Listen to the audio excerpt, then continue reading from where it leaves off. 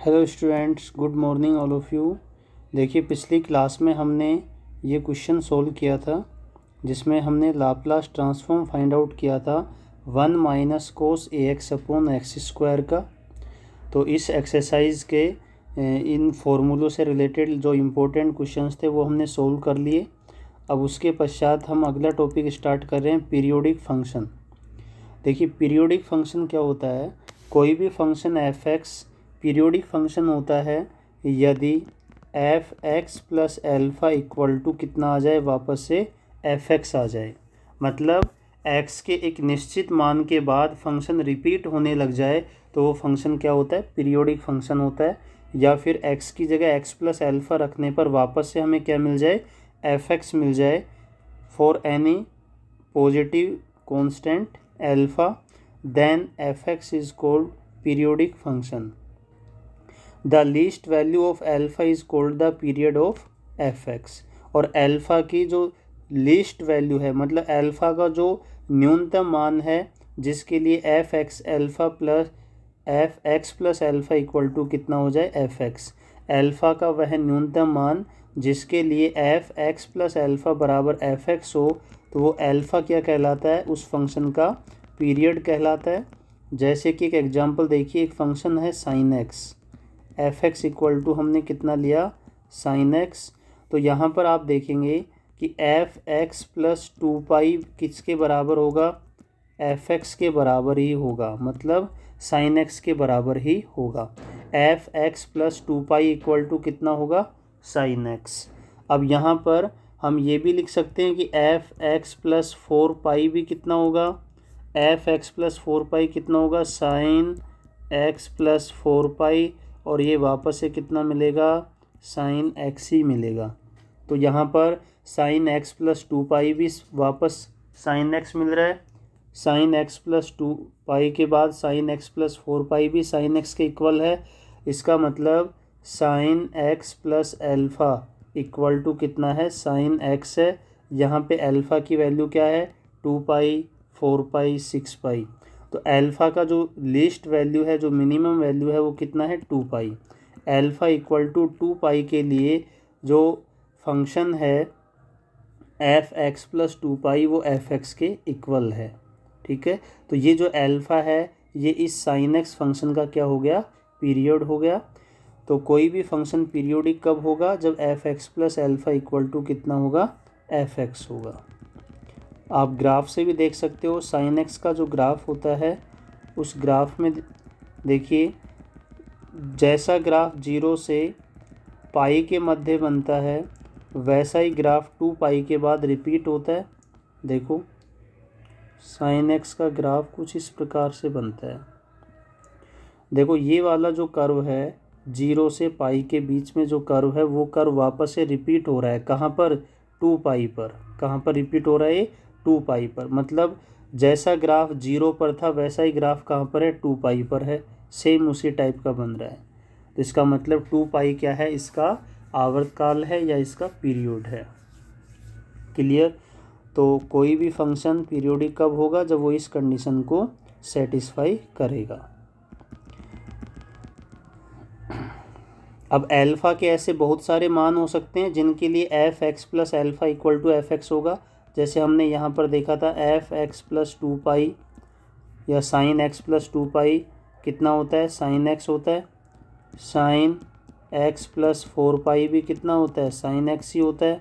तो यहाँ एल्फ़ा का मान 2 पाई है, यहाँ पर एल्फ़ा का मान 4 पाई है।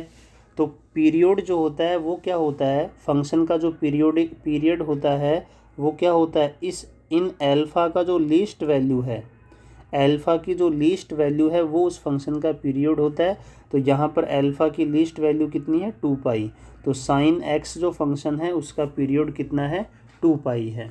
अब यहाँ पे ये रिजल्ट तो एल्फ़ा इक्वल टू 4 पाई के लिए भी ट्रू है, लेकिन इसका जो पीरियड होता है वो एल्फ़ा का लीस्ट वैल्यू होता है, सबसे न्यूनतम मान। और यहाँ एल्फ़ा का न्यूनतम मान कितना है, 2 पाई है। क्लियर। तो इसको आप अगर नोट करना चाहते हैं तो कर लीजिए।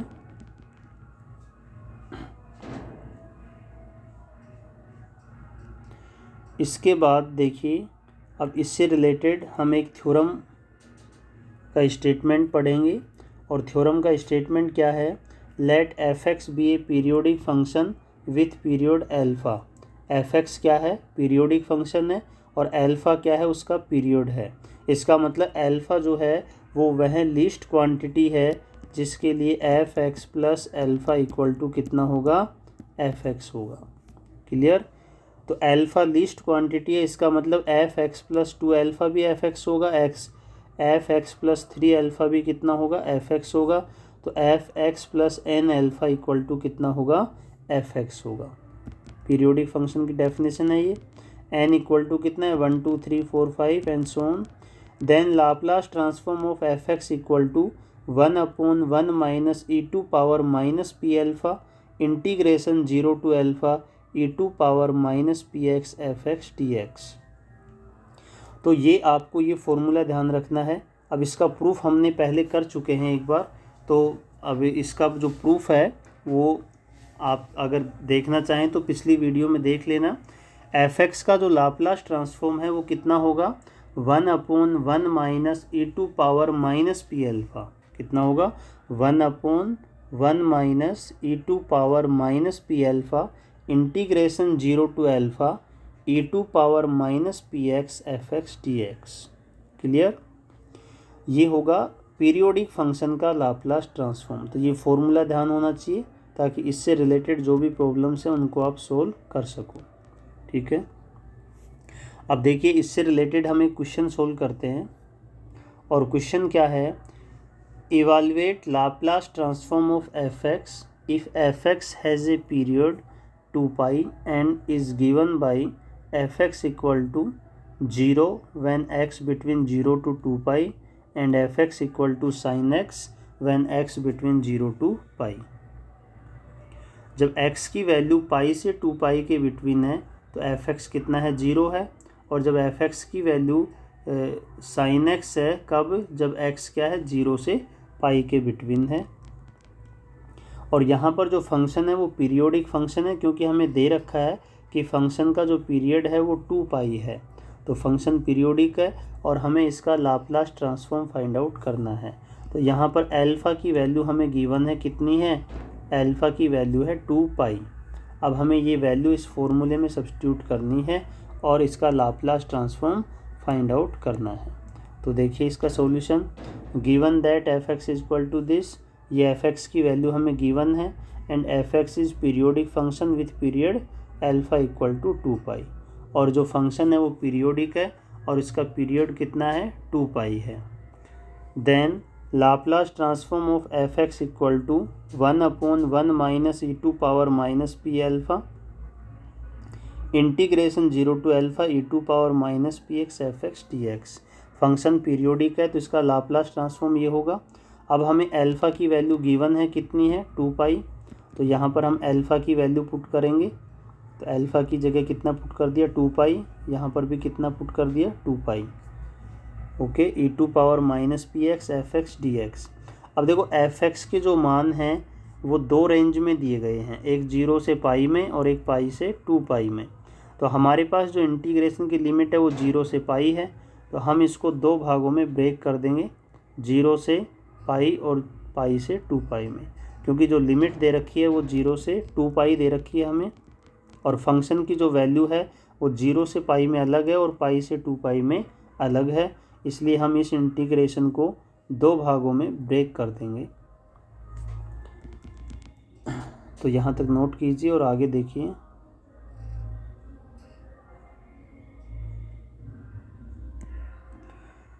अब हम इस इंटीग्रेशन को सोल्व करेंगे पहले इस वाले भाग को। तो integration 0 to 2 pi e to power minus P x F x D x, 0 से 2 पाई को ब्रेक कर दिया, 0 से पाई और पाई से 2 पाई में। Okay, E to power minus P x F x D X, और यहाँ पर भी आ जाएगा ई to power minus P x F x D X.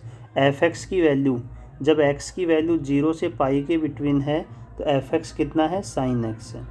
और जब x की वैल्यू पाई से 2 पाई के बिटवीन है तो फंक्शन की वैल्यू क्या है, 0 है। ये वैल्यू हमने सब्सटीट्यूट की। अब ये वाला जो पार्ट है ये तो क्या हो गया, 0 हो गया। अब इसका इंटीग्रेशन कर दीजिए, E to power minus P X sine X का इंटीग्रेशन करना है 0 से पाई के बिटवीन। तो इसका इंटीग्रेशन का फॉर्मूला अप्लाई करेंगे। आपको ध्यान होगा एक फॉर्मूला होता है e⁻−ax sin bx dx।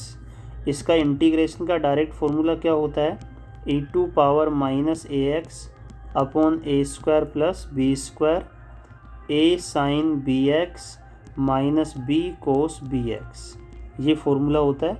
अगर आपको ध्यान नहीं हो तो आप लिख सकते हैं e⁻−ax upon a² plus b² into a sin bx minus b cos bx।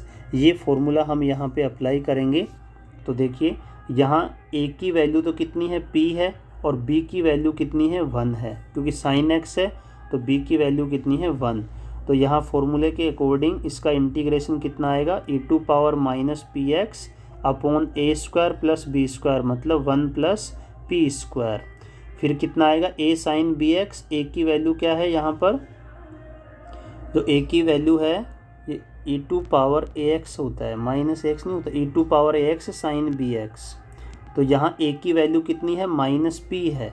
a की जो वैल्यू है वो कितनी है -p है। तो यहाँ पे a की जगह कितना आ जाएगा, a sin bx आता है फॉर्मूले में, तो यहाँ हो जाएगा -p sin x। फिर क्या आता है -b cos x। तो -b की वैल्यू है 1 और cos bx, तो cos bx क्या होगा cos x, क्योंकि b कितना है 1 है। ठीक है, तो e⁻ax sin bx dx क्या होता है e⁻ax upon a² plus b² into a sin bx minus b cos bx। ये फॉर्मूला हमें यहाँ पर अप्लाई करना है। तो यहाँ a की वैल्यू है -p और b की वैल्यू है 1। तो जहाँ जहाँ a है वहाँ फॉर्मूले में -p रख दो और b की जगह 1 रख दो और लिमिट कितनी है 0 से पाई। अब यहाँ पे देखिए जब हम लिमिट पुट करेंगे तो अपर लिमिट पुट करेंगे पहले। तो अपर लिमिट मतलब x की जगह पाई पुट करेंगे तो क्या बनेगा e⁻−p pi upon 1 plus p²। यहाँ x की जगह पाई रखेंगे तो साइन पाई कितना होता है 0, तो ये कंप्लीट वैल्यू क्या हो जाएगी 0। फिर यहाँ रखेंगे तो कोस पाई जिसकी वैल्यू होती है -1।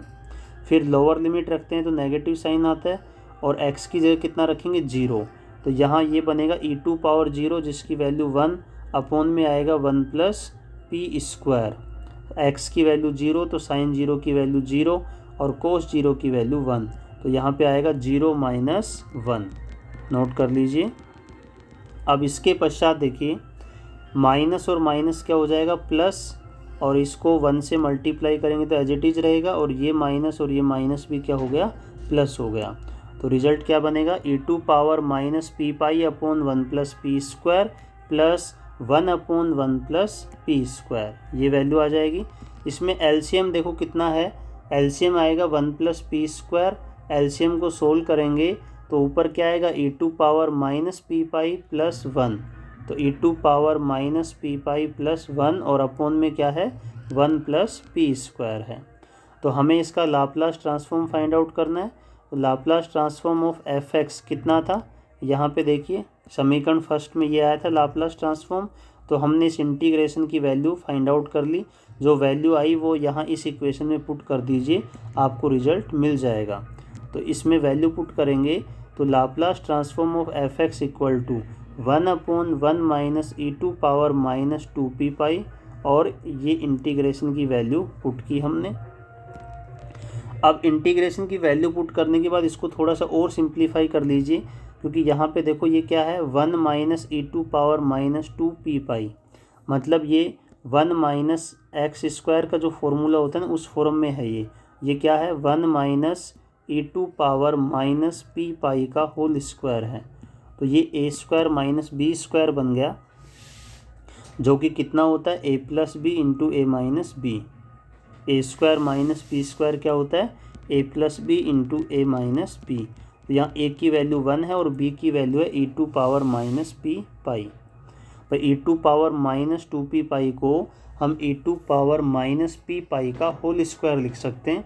इसलिए यहाँ पे a² माइनस p² का फॉर्मूला बनेगा, जिसको हमने a plus b into a minus b की फॉर्म में लिख दिया। अब ये जो टर्म है ये इससे कैंसिल हो जाएगी और ये रिजल्ट आपके पास मिलेगा। और ये रिजल्ट क्या है ये जो पीरियोडिक फंक्शन हमें गिवन था उसका लाप्लास ट्रांसफॉर्म है। ठीक है, तो इस प्रकार से हम किसी भी दिए गए फंक्शन का जो कि कैसा है, पीरियोडिक फंक्शन है, उसका लाप्लास ट्रांसफॉर्म फाइंड आउट कर सकते हैं। क्लियर। उसके बाद नेक्स्ट देखिए, नेक्स्ट हमारे पास एक थ्योरम है जिसका नाम है इनिशियल वैल्यू प्रॉब्लम। जो नेक्स्ट थ्योरम है उसका नाम क्या है, इनिशियल वैल्यू प्रॉब्लम। अब इनिशियल वैल्यू प्रॉब्लम क्या है, देखिए, let F x be a continuous for all x greater than equal to 0। F x हमारे पास क्या दे रखा है, continuous function, and be of exponential order as x tends to infinity. और ये जो फंक्शन है ये एक्सपोनेंशियल ऑर्डर का फंक्शन है। And also suppose that F dash x is of class ए। जो एफ डैश एक्स है वो ए क्लास का फंक्शन है। ए क्लास का फंक्शन कौन होता है, ऐसा फंक्शन जो पीस वाइज कंटिन्यूस हो और एक्सपोनेंशियल ऑर्डर का फंक्शन हो, वो फंक्शन क्या कहलाता है, क्लास ए का फंक्शन कहलाता है। तो एफ डैश एक्स यहाँ पर क्लास ए का फंक्शन है, इसका मतलब एफ डैश एक्स जो है वो पीस वाइज कंटिन्यूस है और एक्सपोनेंशियल ऑर्डर का फंक्शन है। तो हमें प्रूफ करना है कि limit x tends to 0 f x equal to limit p tends to infinite p Laplace transform of F x. ये रिजल्ट हमें प्रूफ करना है। अब यहाँ पे देखिए, एक तो हमें एफ डैश एक्स गिवन है कि एफ डैश एक्स कैसा है, पीस वाइज कंटिन्यूस और एक्सपोनेंशियल ऑर्डर का फंक्शन है। और हमें जो प्रूफ करना है उसमें क्या है, P into Laplace transform of F x. तो ये वाली जो टर्म है ये कहाँ पर आती है, एफ डैश एक्स के लाप्लास ट्रांसफॉर्म में आती है। आपको ध्यान होगा एफ डैश एक्स का लाप्लास ट्रांसफॉर्म क्या होता है, p Laplace transform of F x minus F zero, कुछ ऐसा ही आता है। तो यहाँ पर भी वही है। तो हम यहाँ पर स्टार्टिंग कहाँ से करेंगे, एफ डैश एक्स के लाप्लास ट्रांसफॉर्म से इसके प्रूफ की स्टार्टिंग करेंगे। तो we know that Laplace transform of f dash x equal to p into Laplace transform of F x minus F zero. Clear यहाँ तक। अब देखिए, एफ डैश एक्स का जो लाप्लास ट्रांसफॉर्म है उसका यदि हम फॉर्मूला अप्लाई करें, डेफिनेशन अप्लाई करें लाप्लास ट्रांसफॉर्म की, तो क्या बनेगा, integration 0 to infinite E to power minus P x F dash x D X. यही बनेगा, ई to power minus P x F dash x D X. Laplace transform की definition apply की। Right hand side में कितना है, P into Laplace transform of F x minus F zero. यहाँ तक हो गया। अब देखिए, हमें वैल्यू किसकी फाइंड आउट करनी है, हमें p into Laplace transform of F x की लिमिट फाइंड आउट करनी है। और लिमिट क्या है, p टेंस टू इनफाइनाइट। इसमें जो लिमिट है वो लिमिट कितनी है, p टेंस टू इनफाइनाइट। इसको आप इक्वेशन फर्स्ट से डिनोट कर दीजिए। जो ये अपने पास इक्वेशन आई है एफ डैश एक्स का जो लाप्लास ट्रांसफॉर्म आया है, इसको इक्वेशन फर्स्ट से डिनोट कर देंगे। और दोनों तरफ अब क्या करना है, लिमिट लेनी है p टेंस टू इनफाइनाइट, क्योंकि हमें जो प्रूफ करना है उसमें इस फंक्शन की लिमिट कितनी है, p टेंस टू इनफाइनाइट है। तो अब हमें क्या करना है, दोनों तरफ लिमिट अप्लाई करनी है p टेंस टू इनफाइनाइट। अब देखिए, जब लिमिट हम अप्लाई करेंगे p टेंस टू इन्फिनिटी, तो लेफ्ट हैंड साइड में भी अप्लाई होगी और राइट हैंड साइड में भी। और इसको हम इक्वेशन सेकंड से डिनोट कर देंगे। इसको हम किससे डिनोट करेंगे, इक्वेशन सेकंड से। अब हमें गिवन क्या है कि जो एफ डैश एक्स है वो क्लास ए का फंक्शन है। इसका मतलब f dash x piecewise या सेक्शनली कंटिन्यूस फंक्शन है और साथ में एक्सपोनेंशियल ऑर्डर का फंक्शन है। तो हमने मान लिया कि ये अल्फा एक्सपोनेंशियल ऑर्डर का फंक्शन है। तो एक्सपोनेंशियल ऑर्डर की डेफिनेशन से mod F dash X less than होगा M E to power alpha X के। ये डेफिनेशन आपको लिखवा रखी है पहले एक्सपोनेंशियल ऑर्डर की। तो उस डेफिनेशन से मोड एफ डैश एक्स क्या होगा, लेस देन होगा m into e to power alpha x से। क्लियर। इसको हम इक्वेशन नंबर थर्ड से डिनोट करेंगे। और अब हमें देखो, इस इंटीग्रल की लिमिट फाइंड आउट करनी है। तो हम इस इंटीग्रल की वैल्यू फाइंड आउट करेंगे पहले मोड की फॉर्म में। तो हमने क्या लिया, mod integration 0 to infinite E to power minus P x F dash x D x. इसका मोड लिया हमने इस इंटीग्रल का। अब इसका मोड क्या होगा देखिए, इसका mod less than equal to होगा integration 0 to infinite e to power minus P X mod F dash x D X. ठीक है, मतलब मोड को अंदर ले जाएंगे इंटीग्रेशन के तो साइन कैसा आता है, लेस देन इक्वल टू। और मोड एफ डैश एक्स की वैल्यू हमारे पास क्या है, लेस देन है m E to power alpha x. तो इसकी वैल्यू पुट कर दी m E to power alpha x, लेकिन साइन कैसा आएगा, लेस देन का साइन आएगा। एम कॉन्स्टेंट है, बाहर आ जाएगा। ई to power minus P x और e to power alpha x दोनों मल्टीप्लाई में है, बेस इक्वल है, इसलिए पावर ऐड हो जाएगी। तो पावर बनेगी e to power minus P x plus alpha x, दोनों में से माइनस एक्स कॉमन ले लिया तो ब्रैकेट साइन के अंदर क्या बचेगा, पी माइनस एल्फ़ा, और इसका कर दिया इंटीग्रेशन। अब इंटीग्रेशन करेंगे तो देखो क्या रिजल्ट बनेगा, ई to power minus a x का इंटीग्रेशन क्या होता है, minus E to power minus a x upon a. तो यहाँ पर ये ए का काम कर रहा है, पी माइनस एल्फ़ा, तो इसका इंटीग्रेशन कितना होगा, e to power minus p minus alpha into x upon minus p minus alpha. Limit रख देंगे 0 से इनफाइनाइट। अब देखो अपर लिमिट रखेंगे तो क्या आएगा, ई टू पावर माइनस इन्फिनिटी बनेगा, और e to power minus infinity होता है 0। ये टर्म कांस्टेंट है तो इसको तो बाहर ले लिया, m upon minus p minus alpha. Upper limit रखी इसमें तो e to power minus infinity बनेगा जिसकी वैल्यू 0। लोअर लिमिट रखी तो ई टू पावर माइनस 0 बनेगा जिसकी वैल्यू होती है 1। तो यहाँ पे आ जाएगा 0 माइनस 1, और 0 माइनस 1 करेंगे तो रिजल्ट कितना आएगा, ये माइनस और ये माइनस मल्टीप्लाई होके प्लस हो जाएगा, और वैल्यू आएगी m upon p minus alpha. तो देखो इस इंटीग्रेशन का जो मोड है उसकी वैल्यू क्या आ गई, लेस देन आ गई, किससे, इस वैल्यू से। अब हमें क्या करना है, इस इंटीग्रेशन में लिमिट अप्लाई करनी है, इस इंटीग्रेशन में लिमिट अप्लाई करनी है p टेंस टू इन्फिनिटी। तो देखो जब p टेंस टू इन्फिनिटी होगा तो ये वैल्यू क्या होगी, टेंस टू 0, क्योंकि नीचे इन्फिनिटी बनेगा और m अपॉन इन्फिनिटी क्या हो जाएगा, 0।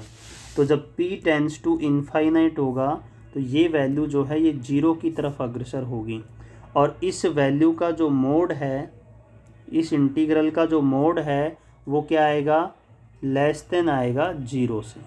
अब देखो मोड लेस देन 0 तो हो नहीं सकता, इसका मतलब ये क्या होगा, इक्वल टू 0। तो यहाँ पर रिजल्ट क्या आएगा कि ये जो इंटीग्रल है इसमें जब हम लिमिट अप्लाई करेंगे p टेंस टू इनफाइनाइट तो हमें वैल्यू कितनी प्राप्त होगी, 0 प्राप्त होगी। तो यहाँ से देखिए आगे वैल्यू कितनी आई, m upon p minus alpha, और ये वैल्यू क्या होगी, टेंस टू 0 जब p टेंस टू क्या होगा, इनफाइनाइट। इसका मतलब ये हुआ इसमें जब हम लिमिट अप्लाई करेंगे p टेंस टू इनफाइनाइट तो हमें इस इंटीग्रल की वैल्यू कितनी मिलेगी, 0 मिलेगी। क्लियर यहाँ तक। अब ये वैल्यू पुट कर दीजिए कहाँ पर, इस इक्वेशन नंबर 2 में। यहाँ पर जब लिमिट पुट करेंगे तो ये मान कितना आ जाएगा, 0 आ जाएगा, और ये मान 0 आ गया तो देखो रिजल्ट क्या बनेगा, therefore put the value in equation 2 में पुट करेंगे तो लेफ्ट हैंड साइड में 0 बन जाएगा, और राइट हैंड साइड में limit p tends to infinite p Laplace transform of F x minus f0। अब f0 तो क्या है, कॉन्स्टेंट टर्म में p से इंडिपेंडेंट है, इसलिए ये लिमिट से बाहर आ जाएगी, तो लिमिट केवल इस टर्म पर अप्लाई होगी, और ये लिमिट से क्या है, इंडिपेंडेंट है। अब f0 का इधर ट्रांसफ़र कर दो तो f0 इक्वल टू आएगा limit p tends to infinite p Laplace transform of F x. ये किसकी वैल्यू है, f0 की, मतलब 0 पर फंक्शन की वैल्यू है। अब फंक्शन हमें कैसा दे रखा है, कंटिन्यूस, तो उसकी डेफिनेशन अप्लाई करेंगे। Since f x is continuous at x equal to 0, क्योंकि हमें दे रखा है कि जो फंक्शन है वो for all x greater than equal to 0 के लिए कंटिन्यूस है। अब फंक्शन यदि सभी x के लिए कंटिन्यूस है तो x इक्वल टू 0 पर भी कंटिन्यूस होगा, और x इक्वल टू 0 पर कंटिन्यूस है तो कंटिन्यूस की डेफिनेशन क्या होती है, कोई भी function x equal to a पर कंटिन्यूस है, इसका मतलब a पर जो फंक्शन की सीमा है वो बिंदु a पर फंक्शन की वैल्यू के इक्वल होगा। तो यहाँ पर जो फंक्शन है वो 0 पर कंटिन्यूस है, तो limit x tends to 0 f(x) किसके बराबर होगा, f(0) के। तो हमने क्या किया, यहाँ पर f(0) की वैल्यू कितनी पुट कर दी, limit x tends to 0 f(x), और ये किसके इक्वल आ गया, limit x tends to 0 f(x) equal to limit p tends to infinite p Laplace transform of f(x), और ये ही हमें प्रूफ करना था। ये है initial value theorem. Clear, note कर लीजिए। सबसे पहले आपको क्या करना है, एफ डैश एक्स का जो लाप्लास ट्रांसफॉर्म होता है उसकी डेफिनेशन अप्लाई करनी है। डेफिनेशन अप्लाई करने के पश्चात एफ डैश एक्स का जो लाप्लास ट्रांसफॉर्म है उसको इंटीग्रल की फॉर्म में लिखेंगे, 0 to infinite e⁻−px f dash x dx, और दोनों तरफ लिमिट अप्लाई करेंगे p tends to infinite. Limit apply करने के पश्चात जो लेफ़्ट हैंड साइड होगा इसका वो 0 हो जाएगा, और फिर हम इसको सोल्व करेंगे तो हमें ये रिज़ल्ट मिलेगा।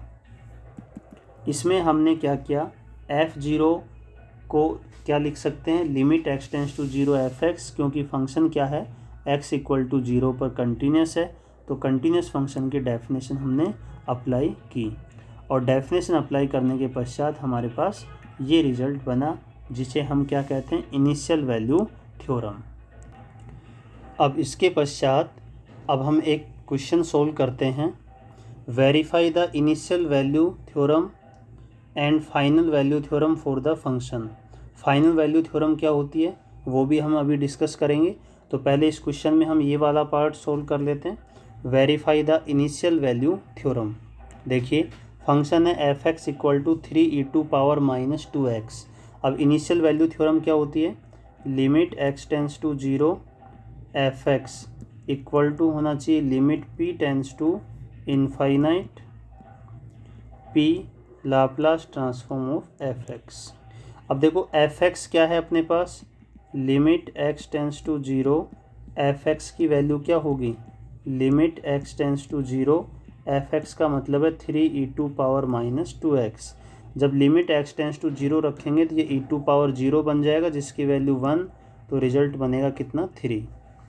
फिर इसका राइट हैंड साइड लेंगे, और राइट हैंड साइड में क्या है, limit p tends to infinite p Laplace transform of f(x) equal to p।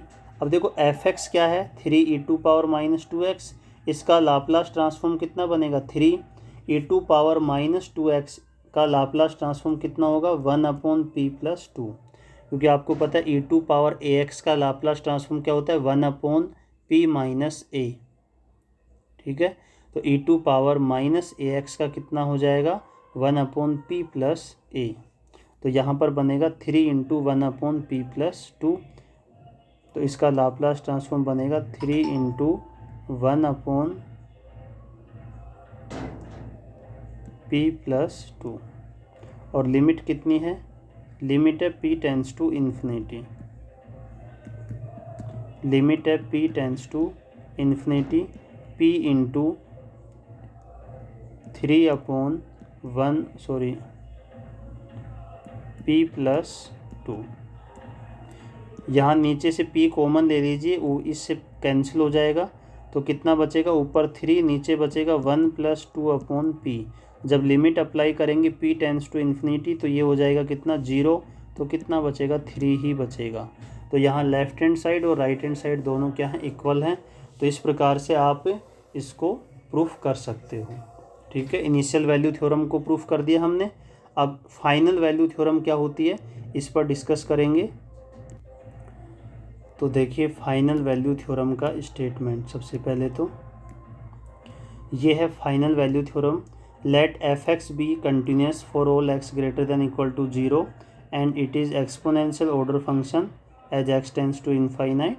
Also suppose that f(x) is class of a, then prove that limit x tends to infinity f(x) equal to limit p tends to 0 p(L f(x) p। ठीक है, पिछले वाले में क्या था, initial में यहाँ limit x tends to 0 थी और यहाँ limit p tends to infinity थी। यहाँ पर उल्टा हो गया, यहाँ limit x tends to infinity है और यहाँ p टेंस टू 0 है। तो सेम वही फॉर्मूला अप्लाई करेंगे, सबसे पहले हम एफ डैश एक्स का लाप्लास ट्रांसफॉर्म लिखेंगे। क्या होता है? P Laplace transform of F x minus F zero. अब एफ डैश एक्स का लाप्लास ट्रांसफॉर्म डेफिनेशन से लिखेंगे। क्या होता है? 0 to infinite e to power minus P x, और फंक्शन यहाँ पर कितना है? F dash x D x equal to में कितना है? P Laplace transform of F x minus F zero. ठीक है, इसको हम इक्वेशन फर्स्ट से डिनोट कर देंगे। अब हमें क्या करना है? हमें p की लिमिट कितनी लेनी है? 0। उसमें तो कितनी ली थी हमने? इन्फाइनाइट। अब taking limit p tends to 0, p tends to 0 लेंगे लिमिट, तो क्या बनेगा? Limit p tends to 0 integration, इधर आ जाएगा limit p tends to 0 p Laplace transform of F x minus F zero. जब limit p tends to 0 apply करेंगे तो ये बनेगा e टू पावर 0, जिसकी वैल्यू क्या हो जाएगी? 1। तो कितना बचा? Integration 0 to infinite f dash x D x equal to, यहाँ पर देखो लिमिट इस एफ जीरो पर तो अप्लाई होगी नहीं, तो एफ जीरो क्या है? पी से इंडिपेंडेंट है, इसलिए ये जो फंक्शन है ये लिमिट से भी इंडिपेंडेंट रहेगा। तो यहाँ पर लिमिट केवल इस टर्म पर अप्लाई होगी। तो limit p tends to 0 p Laplace transform of F x minus F zero.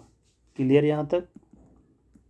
F dash x का इंटीग्रेशन कितना हो जाएगा? एफ एक्स लिमिट हो जाएगी 0 से infinite, okay, equal to limit p tends to 0 p Laplace transform of F x minus F zero. अब सबसे पहले अपर लिमिट रखेंगे, तो अपर लिमिट को हम ऐसे लिख सकते हैं, limit x tends to infinite f x लिख सकते हैं। तो यहाँ पर हमने अपर लिमिट अप्लाई की, तो limit x tends to infinite f x minus lower limit रखी तो कितना बन गया? F zero. ठीक है, इक्वल टू में कितना है? Limit p tends to 0 p Laplace transform of F x minus F zero. F zero से एफ जीरो कैंसिल, कितना बचेगा? लेफ्ट हैंड साइड में तो आएगा limit x tends to infinity f x, और राइट हैंड साइड में आएगा limit p tends to 0 p Laplace transform of F x. Okay, तो ये है अपने पास फाइनल वैल्यू थ्योरम का statement. Limit x tends to infinite f x equal to limit p tends to 0 p Laplace transform of F x. तो आप चाहें तो इसको नोट कर सकते हैं यहाँ से।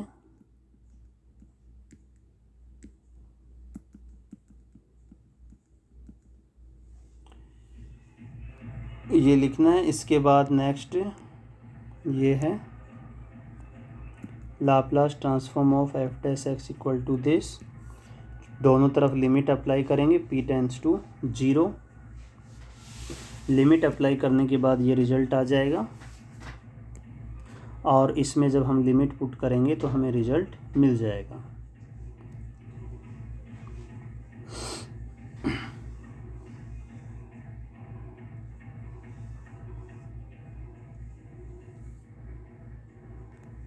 अब देखिए, इसको भी हम प्रूफ करते हैं इसी एग्जाम्पल से। फंक्शन हमारे पास ये है ही। सबसे पहले हम इसका लेफ्ट हैंड साइड देखेंगे। लेफ्ट हैंड साइड में क्या है? Limit x tends to infinite f x, limit x tends to infinite f x, यही है। तो limit x tends to infinite f x का मतलब कितना है? 3 e to power minus 2x। अब जब limit x tends to infinite रखेंगे, ये e to power minus infinity बनेगा, जिसकी वैल्यू 0, और 0 को 3 से मल्टीप्लाई किया तो 0। तो लेफ्ट हैंड साइड 0 आ गया। अब राइट हैंड साइड देखिए क्या है। राइट हैंड साइड में होगा limit p tends to 0 p Laplace transform of F x. यहाँ कितना आ जाएगा? 0। तो limit p tends to 0 p। अब एफ एक्स का लाप्लास ट्रांसफॉर्म क्या है? एफ एक्स अपने पास कितना है? 3 e to power minus 2x। तो इसका लाप्लास ट्रांसफॉर्म कितना है? 3 अपॉन p प्लस 2। अब इसमें भी क्या करना है? लिमिट p टेंस टू 0, ऊपर कितना है? 3p, नीचे से p कॉमन ले लो, और ये p से p कैंसिल। लिमिट पुट करेंगे तो यहाँ बनेगा 2/0, मतलब इन्फाइनाइट हो गया, और 1 प्लस इन्फिनिटी इन्फाइनाइट, और 3/इन्फाइनाइट कितना हो जाएगा? 0। तो यहाँ पर भी जो फाइनल वैल्यू थ्योरम है उसको भी हम वेरीफाई कर सकते हैं इस एग्जाम्पल की सहायता से।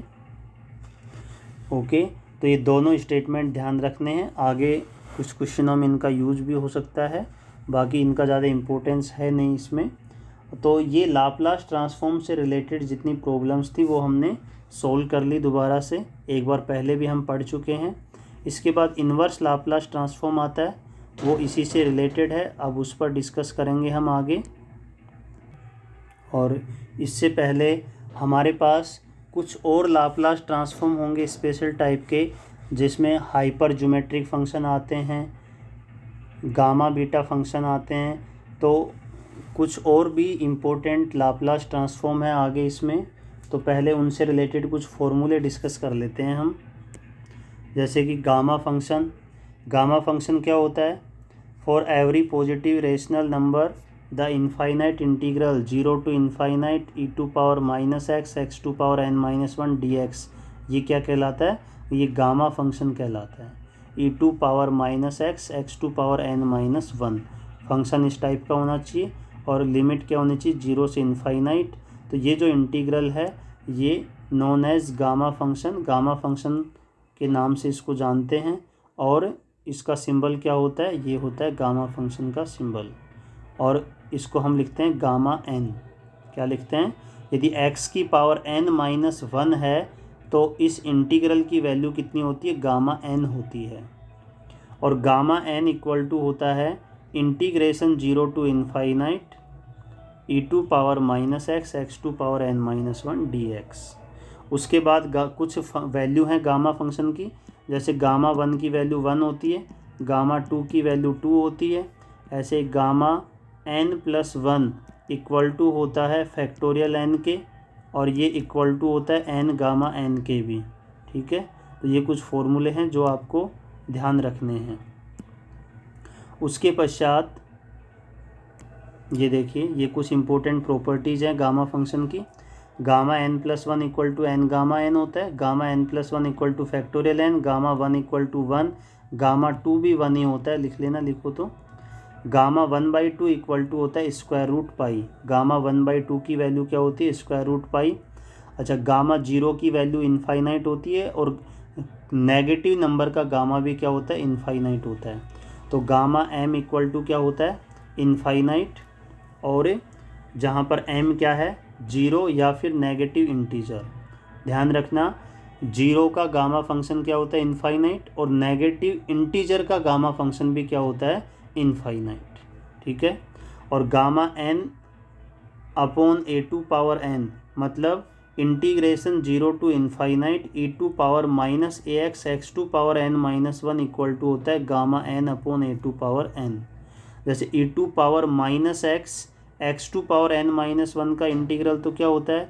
गामा n होता है सिर्फ, लेकिन यदि e⁻−ax आ जाए और मल्टीप्लाई में x⁻n-1, तो इसका जो इंटीग्रल होता है वो कितना होता है? Gamma n/a2n।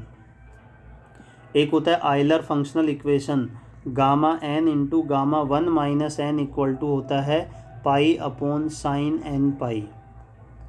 Gamma n into gamma 1 - n equal to कितना होता है? π/sin nπ। इसे कहते हैं आयलर फंक्शनल इक्वेशन। और एक होता है Legendre duplication formula, gamma m+1/2 equal to होता है square root π/2m-1 gamma 2m। इसे क्या कहते हैं? Legendre duplication formula. ओके, तो ये कुछ फॉर्मूले हैं गामा फंक्शन से रिलेटेड।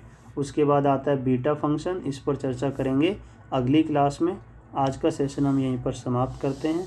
Okay, thank you.